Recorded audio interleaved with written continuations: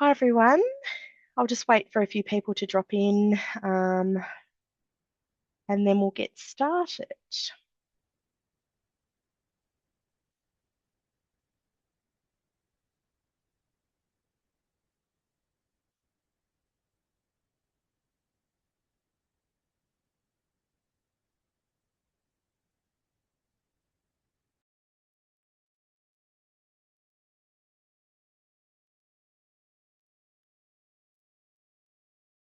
Awesome. It's 1 minute past, so I'll crack on. Good afternoon, everyone, and welcome to our Healthcare in Remote and Extreme Environments webinar. Joining me today, so first of all, I should introduce myself. My name's Lara, and I work in the Future Students team. And joining me today is Justine, who is also in our Future Students team, Whitney, who is in our international team, and of course, our product expert, that's what I'll refer to him as, Brent. So Brent will be going over the content today of the course, the structure, all of those types of things. So I will go into a little bit more detail around what we can expect today from the webinar. But just a couple of things really quickly. It is recorded, so if you do want to go back and watch the recording at any point, it will be sent to you after this.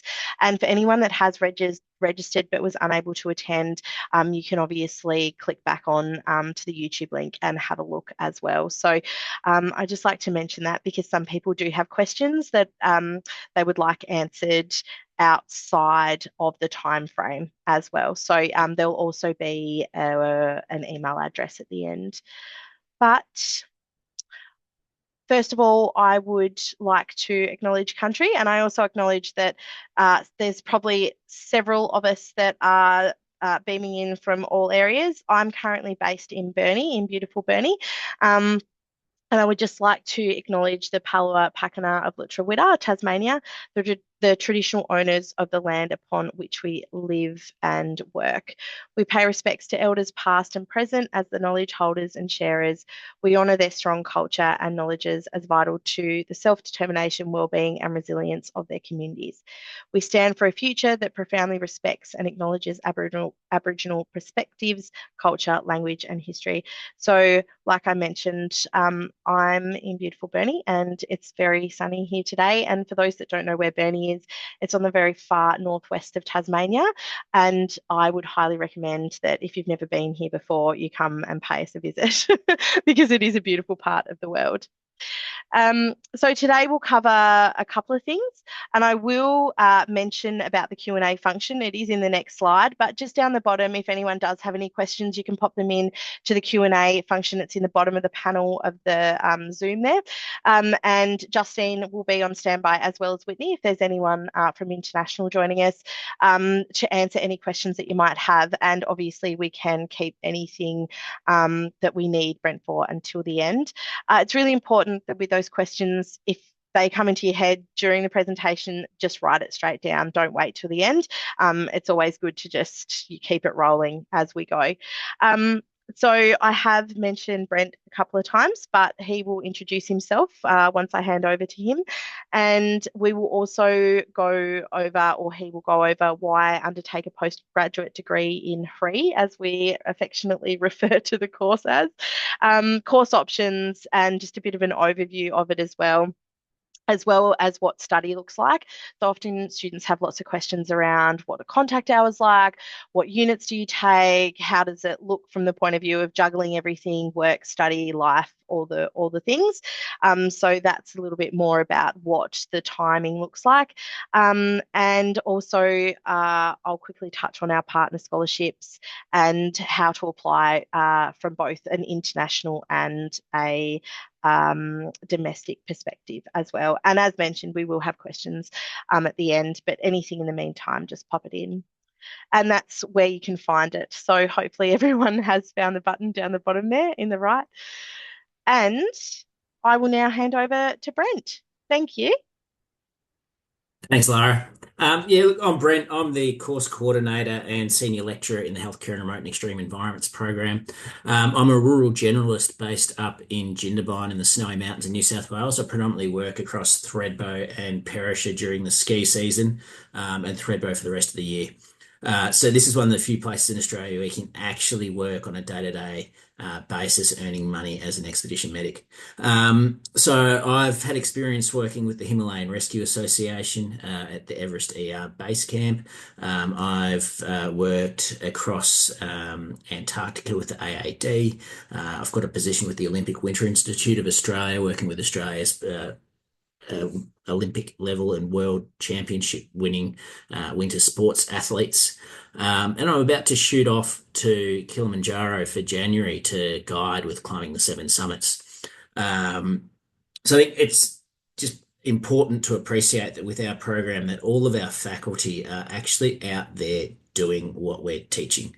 So we're all working in remote and extreme environments, and we all have a passion for different elements of those environments. So no one on our faculty works full time for the university. Everyone is part time because we believe that it's important that we're actually out there doing what we're preaching. So, or doing what we're teaching. So, extreme environments characterized by an environment devoid of infrastructure, such as a lack of hospitals, roads, transportation, and food sources, with extended field care and long evacuation required, or conditions beyond the optimal range for the survival of humans. We're looking at long distances, extreme cold, extreme heat, extreme altitude, high radiation, um, and and all sorts of different difficult environments for humans to exist. Uh, so the University of Tasmania's Healthcare in Remote and Extreme Environments is the only program of its type in the Southern Hemisphere. And as we learned at the Australasia Wilderness and Expedition Medicine Society's annual conference that UTAS hosted last week at the Medical Sciences Precinct in Hobart, it's also the largest program of its kind in the entire world. So it is unique, and we do offer quite practical programs that are spread across expedition medicine, medical care inland and offshore waters, humans in space, extreme sports medicine, that are running here in Tasmania. I'm not based in Tasmania, but in Tasmania. We utilise the Tasmanian World Heritage Wilderness for our courses, as we also utilise our links with CARM, which is the Centre for Antarctic and Remote Medicine, as well as our partnership with the AAD to provide our teaching. We have skilled faculty that are experts in their field and have a long history and experience of working in these extreme environments. So, healthcare in remote extreme environments includes a vast range of different skill sets, which are not just tagging along on a hike up a tall mountain. There's more to expedition medicine than going on expeditions, as a lot of it does come down to the preparation prior to going to help reduce the risk of any adverse events occurring whilst on expedition. So we look at the full gamut of expedition wilderness medicine. And it's not just limited to actually being on the expedition itself. So, with that in mind, we do have a number of online units, so you can complete some of our program entirely online without coming down to Tasmania. I think we went backwards. Yeah. Cool. Yeah, so this course helps to equip you with the essential knowledge and skills needed to navigate and succeed in the toughest environments around the world. As I've mentioned, we're experts in the field. There's another program in the UK that has a similar program, but we're the only one in the Southern Hemisphere. And we look to develop your skills in more than just expeditions itself, but also research and analysis, because that's an important component of planning expeditions, project management, risk management, and teamwork. Elements of our program are offered entirely online, and yet some of it is face to face. And so this slide provides an overview of the current program. So our program from the start of this year has been available as well. Go back one more.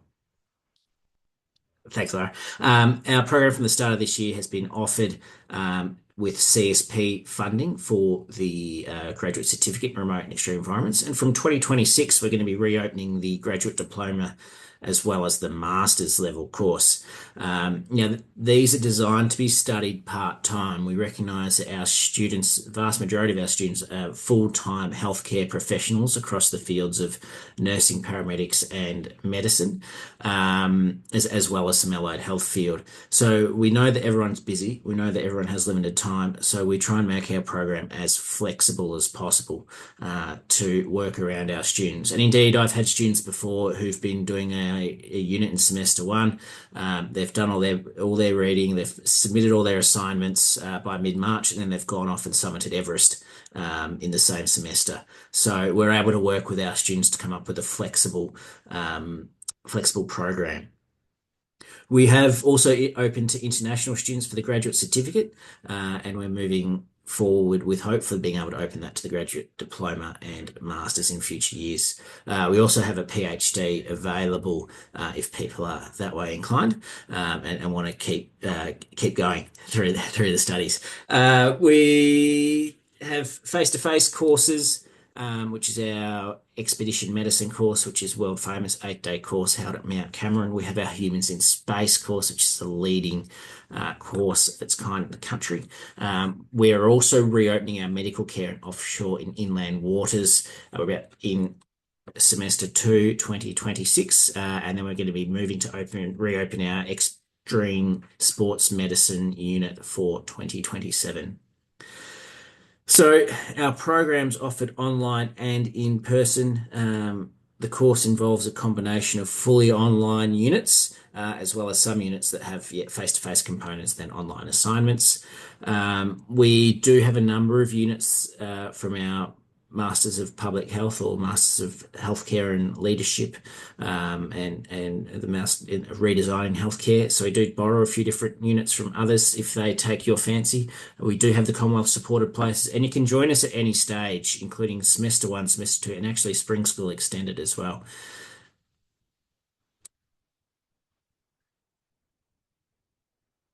So if we drill down at the graduate certificate, to complete the graduate certificate in healthcare and remote extreme environments, there are two core units. Our CAM 619, Medicines in Extreme Environments, which is run in semester 1. And that essentially looks at a range of different extreme environments around the world and how we survive and thrive in those environments, but then also some of the common medical issues that we might face in those environments and how to treat those. In semester 2, we have CAM 503, which is operational aspects of healthcare and remote extreme environments. So that looks more at the nitty-gritty way of how we actually function, and what tools that we may need to use to be able to provide care in those environments. Now, those are our two core units that are core across the entire program. So whether you're doing the grad cert, the grad dip, or the masters, everyone needs to do those. So CAM 619 is semester 1 and CAM 503 is semester 2. We then have a range of elective units. The vast majority of our students will want to get down to Hobart and do the CAM 631 Expedition Medicine course. It entails our Expedition Medicine short course. Now, this is where our program originally began almost 30 years ago. Through various different programs before it came across the University of Tasmania. It is probably like it's famous across the expedition world in Australia, and indeed overseas. I highly recommend everyone doing our program to come down to Tassie and do that course. The short course only has 20 students per short course, so you do need to enrol for that via our short course team. And then once you've enrolled in that, you can then enrol in the unit. We have short courses in July, August, November, and December. So just the 4 short courses for next year. Our Humans in Space entails a camp that's run by ASAM, the Australasian Space Association Medicine, I believe. So it's a fantastic course with then some online learning as well, well worthwhile doing. The KHB 701 Human Behaviour Extreme Environments. Now, this is highly recommended for anyone that wants to go to Antarctica and is indeed a requirement before getting a job with the Australian Antarctic Division. So they're very keen for people to do that. It's run by the head psychologist from the Australian Antarctic Division and it's a phenomenal unit to study. CAM 630 has actually been removed from the grad certs, moving just to the dip and masters for various reasons, but that's okay. And then, yeah, we have a range of other units as well. Likely, we will also have CAM 635 returning in semester two, which is our medical care offshore and inland waters. We're about 95% of the way through the approvals process. That'll all be confirmed in March. The grad dip again contains those two core units. Plus, you need to have two units from the healthcare and remote extreme environments that are our units that we run, and then or you can do indeed six. So it's 8 units overall, the two core units plus at least two from the free group, and then moving on to another 4 units. So this does include the CAM 630 practical care for remote and healthcare, where you go away and you learn practical skills such as remote area X-ray, ultrasound, dentistry, physiotherapy, regional anesthesia as part of the unit. Um, yeah, moving on. And then of course we also have our masters, and we have two streams for our masters. There's either the capstone pathway, which involves a project and a placement, or our research pathway, which involves undertaking a research program in addition to the CAM 720 health research methods. These are returning for the first time in 2026 and are already proving to be quite popular with quite an impressive number of enrolments so far. So our expedition medicine short course is where it all began. Um, we run this course at Mount Cameron. You are basically living in a team of 20 students or for the week, and we teach you a whole bunch of different expedition medicine skills, including high angle rescue, vertical rescue, abseiling. It's fantastic. Everyone talks highly about it. There was, in fact, a ABC article following the Franklin River tragedy or Franklin River rescue, I should say, because a number of the people involved in that have been through our course and learnt a lot of their skills on our course. So this has now been in the ABC recently in Tasmania. So medical care, expedition medicine is medical care in any environment that is beyond the ease of access to safety that day-to-day life provides. So what we're basically teaching people is how to utilize their skills that they use on a day-to-day basis in whether that's in an emergency department, in a general practice such as mine, in a back of the ambulance, and then being able to utilize those skills in an extreme environment or on expedition. Some people follow our program because they want to work in expedition medicine, and others so that they've got the skill set to be able to support their own expeditions or their own adventure plans. So our course is taught by nurses, doctors, paramedics, and guides. So we actually, for the technical mountaineering skills, we've got IFMGA, so International Federation of Mountaineering guides, and that is the highest level of qualification that you can have worldwide. There are only about 20 IFMGA guides in Australia. It's a qualification that if you want, you have to leave Australia to actually pursue. You can do part of it in New Zealand, but you need to go to either basically to the European Alps to complete this training. And we have several people with IFMGA qualifications, so it really is it really is the only course of its kind in Australia. So they obviously have skill sets in rock climbing and mountaineering. We have one our medical faculty that was just at the most recent November course had just returned from working in Ukraine and previously worked in Gaza on humanitarian aid work. I've worked in the military previously, as well as some of our other faculty as well. A range of different skill sets that we all bring to this fantastic course. So the unit's designed for clinicians who thrive on the challenges of medicine in remote places. Essentially, we want to teach you how to use the skills that you know and are comfortable with on a day-to-day basis in environments that you're not comfortable with or environments that you've not been in before, and so how you can adapt those skills to those environments.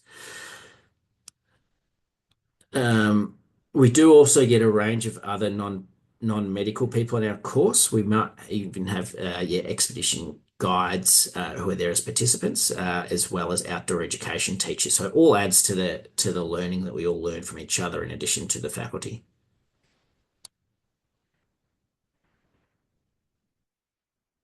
So you can do the expedition medicine course alone as a short course, but then that doesn't accrue a Commonwealth supported place. So you can do it privately, just come and do the course, or you can do it as part of either the grad cert or the masters.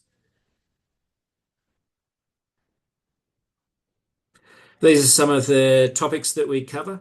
As you can see, quite a broad range of topics, and we get everyone to go off this cliff at several times over the length of the course.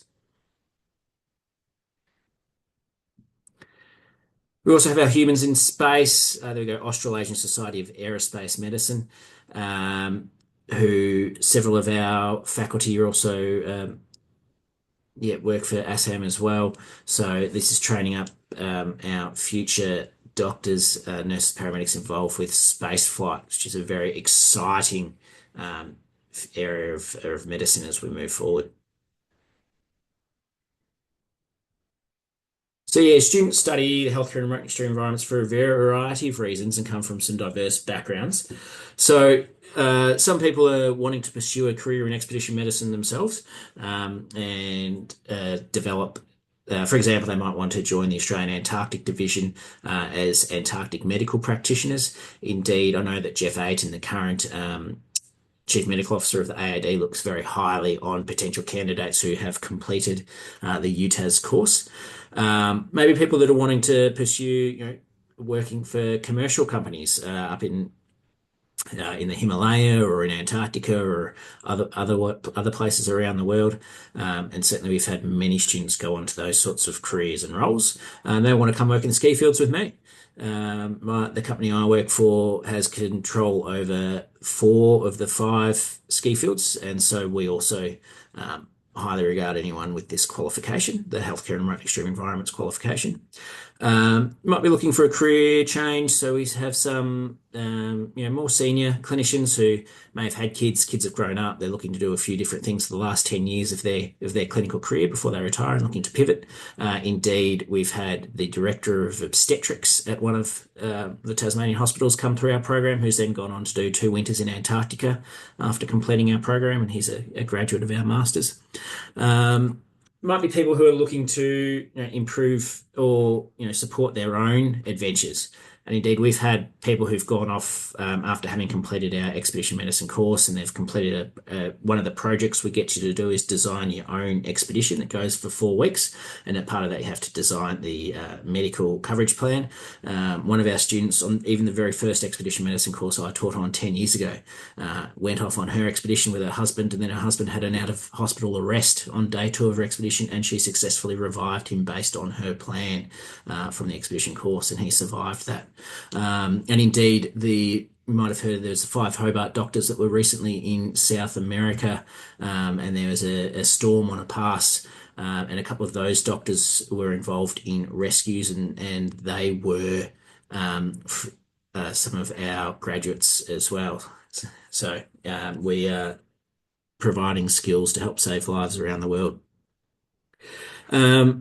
Others wanting to work in humanitarian aid or wanting to do research in this area. And yeah, we've currently supporting several master's students and as well as PhD students in this area.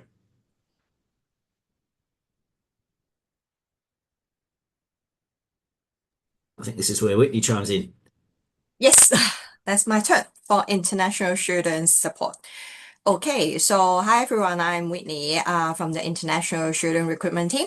So I'm here today to support any international inquiries about the course. So for students that are interested in the course, please feel free to send us an email or anything to ask about the entry requirement, about the course, and how to submit an application. So to put it in a shorter way, you can actually submit your applications through StudyLink, which you can find the application website in our UTAS website as well. And we do encourage our international students to send in applications through our authorized agents all over the world. So So here's a link for you to find agents that are close to your home. And for documents, usually we will need your academic documents, especially for this course, and also your passport as well. So we know you are international student. And for the course, we will also need you to supply your English proficiency test result. So normally we would accept IELTS, TOEFL, and also PTE. And we do have some country-specific general student requirements. So for this requirement, please feel free to send us an email through international team, and our country managers will be able to support you in these kind of generic students requirements. Maximum we can package your the course with 20 weeks of English. So it depends on the English level of your English proficiency test. So unfortunately, this course won't be available for scholarships because it's a fully online program. But for other courses offered to international students, we do have different scholarship available. For the first one will be our signature Tasmania International Scholarship. So that is, we will assess your applications automatically. So you just need to send in the applications to the course. Then our admission team will do the assessment automatically and depends on your academic merit.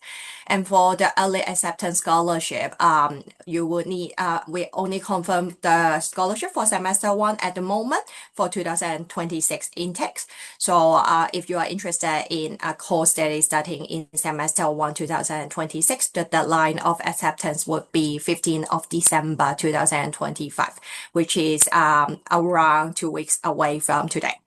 And we do, if the student is available, eligible for the Tasmania International Scholarship, and he or she would be able to accept before 15th of December, then we would offer a 35% scholarship maximum. Okay, so I will pass the time back to Laura for domestic. Thanks, Whitney. So I'll go over student fee scholarships and the application process from a domestic point of view. So we do have a range of health partners.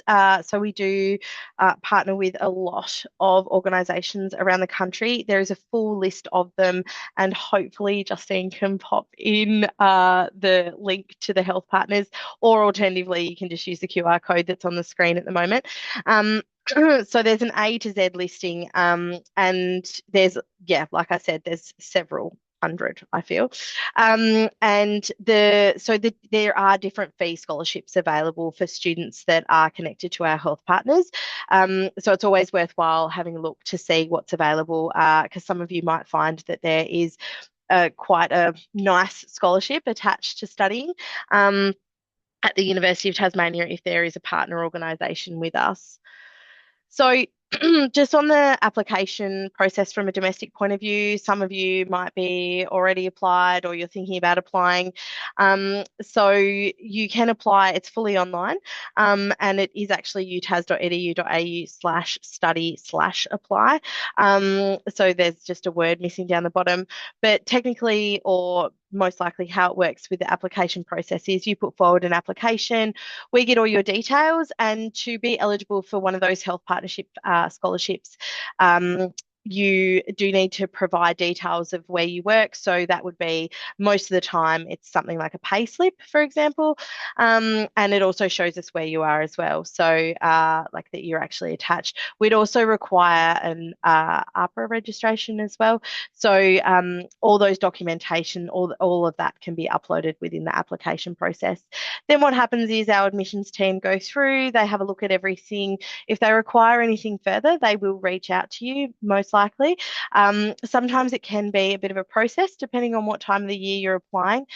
So I always say to students, give it at least 3 to 4 weeks, but often it can be a quicker turnaround than that. Sometimes it might be a little bit longer depending on whether they need something from the student or where our admissions team are at, because they have varying priorities at times. So receive an offer. and then you can accept that offer. You're then admitted into the program, and then you can go ahead and enroll. Now, we have a team of people that can help you enroll. Most of the time, people, it's really straightforward, just online. And as Brent went through before, the actual like the actual programs themselves or courses themselves are quite straightforward in that there's those 2 core units. So you have to do those, they're prescribed to you, and then you do have those choices, but it's pretty straightforward in terms of how it looks from an enrolment perspective. But once again, our UniConnect team is always there to help, and I'll go into a little bit more detail about that as well. The future student team can also help, and we do have a booking tool that you can use to book one of us in, and we can talk to you online about how the enrolment looks. So one of the things that we're quite passionate about at the university is supporting our students. Now, obviously, we have students come to us from all backgrounds, all walks of life, and all different areas of where their journey in life is at. So some of you might be parents to multiple children. You might be climbing mountains and doing extreme things, which sounds wild and exciting at the same time. But often that means that there can be times where, as Brent was talking about before, you might not be able to hand something in on time, or there might be something happening in your own personal life. We do have services available to students. And so some of those services are around counselling and wellbeing as well. So we do have a professional counselling team that they are attached to our 3 campuses, but you can obviously book them online. And you can also get help in academic, mental health and personal concerns. So it doesn't have to be just around that academic space as well. There's also study support and career guidance. I think that from the perspective of where probably most people are at that are looking at doing CRE, they're probably got a lot of peer support as well, or they know how to reach out to their peers that if you're already working in some type of medical environment. But what I think is also important is being able to reach out to course coordinators and the academics that are attached to the program itself. So I have a feeling, and Brent, if you could confirm, I'm assuming that the course itself, each program would probably have a smaller cohort, and it's quite easy to access academics that are teaching within those units. Yeah, 100%. So all of our faculty are quite personable and easy to get along with, and love getting phone calls and emails from our students. Easy to interact. We do encourage interaction on the discussion board. And I know some of the groups even go so far as to set up WhatsApp groups amongst the different students and have a chat on that. So yeah, I mean the face-to-face courses, yeah, it's a lot of support. That's a lot of good fun.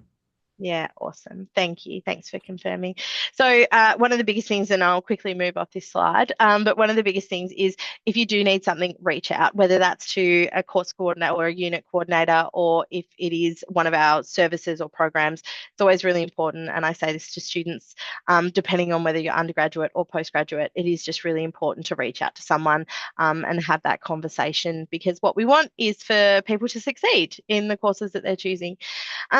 So I have been keeping close eye on the Q&A function, and I can't see that there's anything there from any of our participants, but there is. So my question for you, Brent, would be, does this email go through to a central portal so people can just send any inquiry through to here? Yeah, that's right. So this email will go through to our admin staff, and I also do monitor it from time to time as well. So if your admin staff can't answer the email, they'll forward it to me if I haven't already answered it.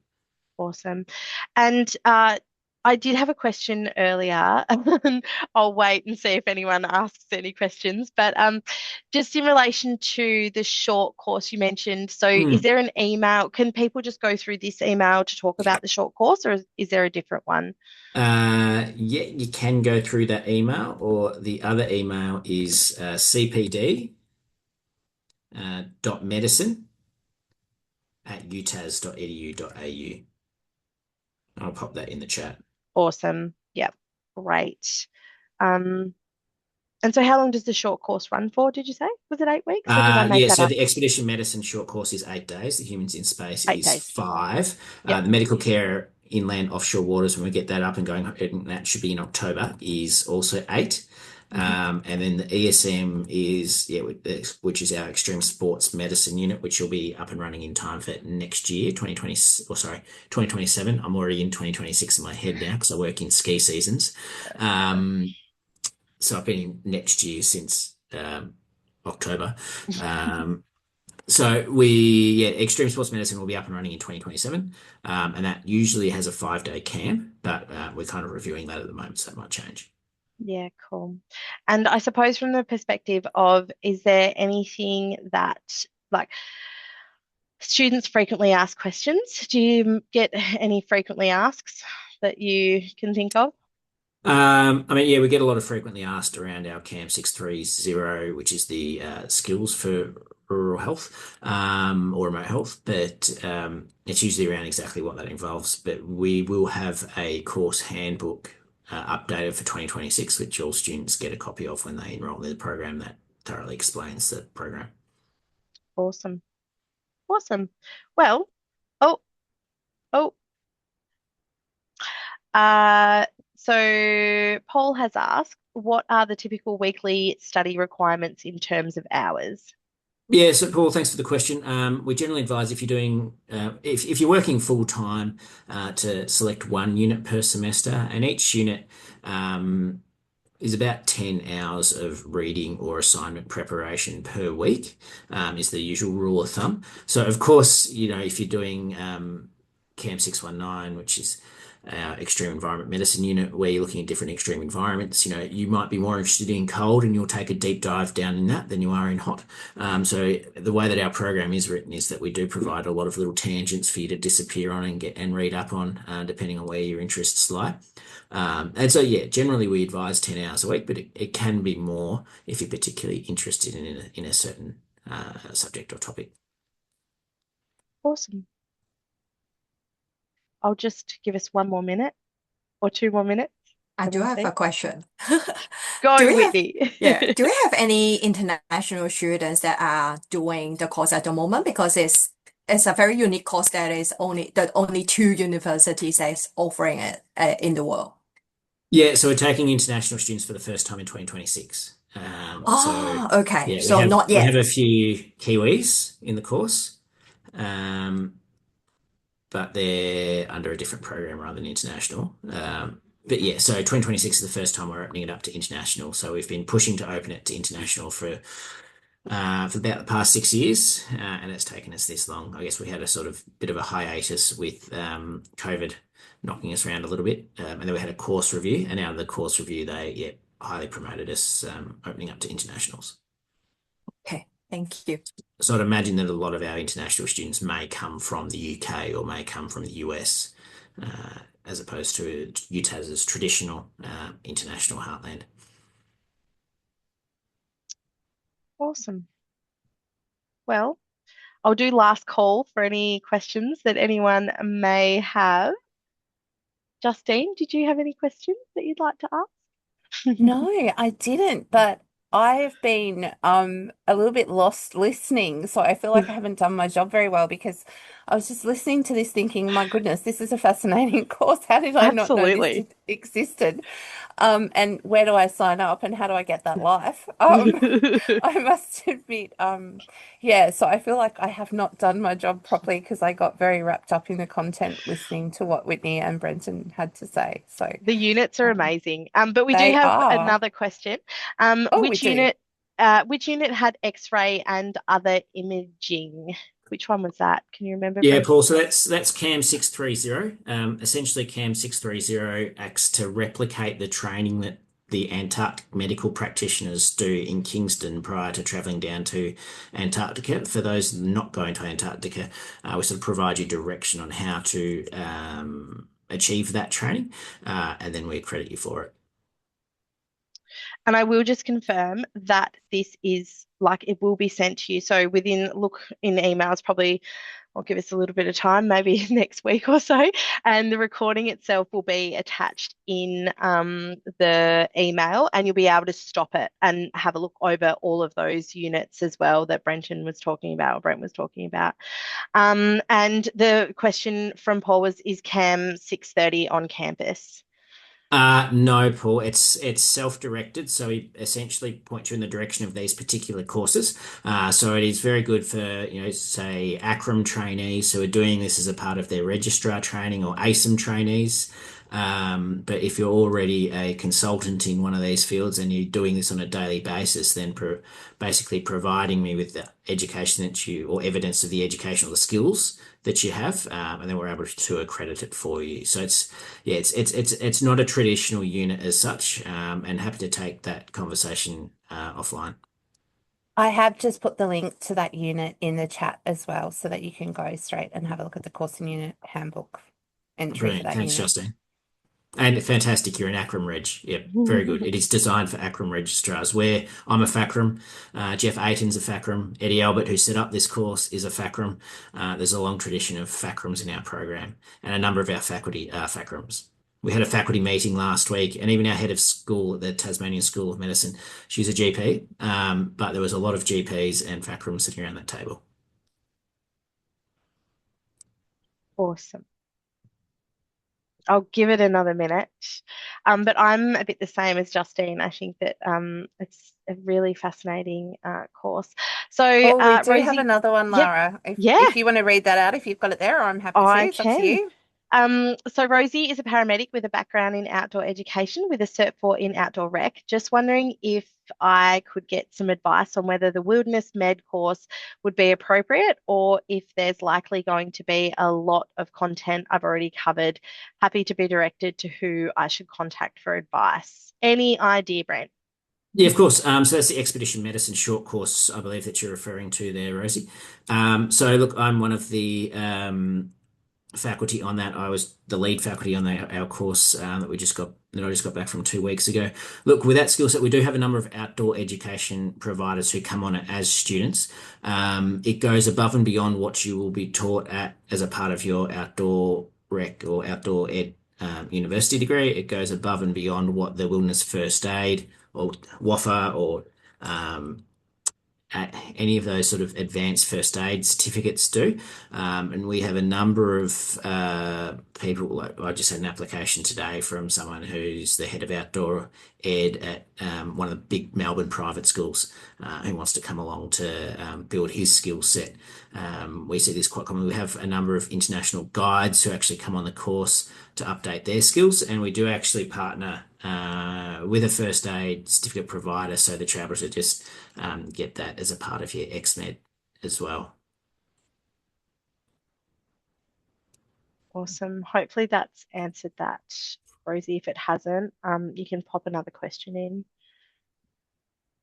And I noticed Justine popped in CAM 631 in the chat as well, if anyone wants a link directly to that.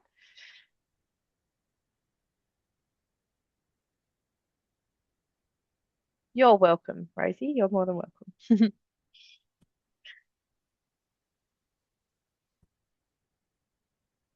Awesome. Well, Rosie, it sounds like with your skill set, you'd be perfect for the XMed short course and that you would really enjoy it.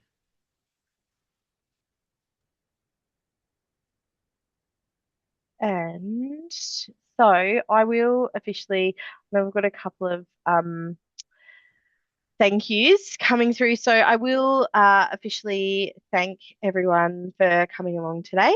And I would specifically like to thank Brent for your time. I know you're quite a busy man, and so yeah, it is great to have that product expert here to go over the course and really give an idea of what people can expect when they're studying. And I think the fact that it is so, I mean, can I go out on a limb and say that it's quite unique to the University of Tasmania that we have this program? What was it? Only 2 universities in Australia offer a program like this. In the world. Sorry, in the world, in the world. I'll take that all back. So I think that's extremely I mean, pardon the pun, but it's extremely exciting that we do offer a program like this and we have first class medical professionals in a program like this. So I think that if anyone is interested, absolutely reach out on the inquiries email that's there, or reach out to our team and we can put you in contact with anyone that you need to be in contact with. But yes, once again, thank you all for joining us today. And if anyone is listening to the recording and they would like further information, they can, of course, reach out at any time. But I would also like to thank Justine and Whitney for their time today. And yes, once again, if anyone has anything or anything further, please reach out to us. But I hope you all have a lovely evening and an even better weekend. Thanks, everyone. Thank you. Thank you.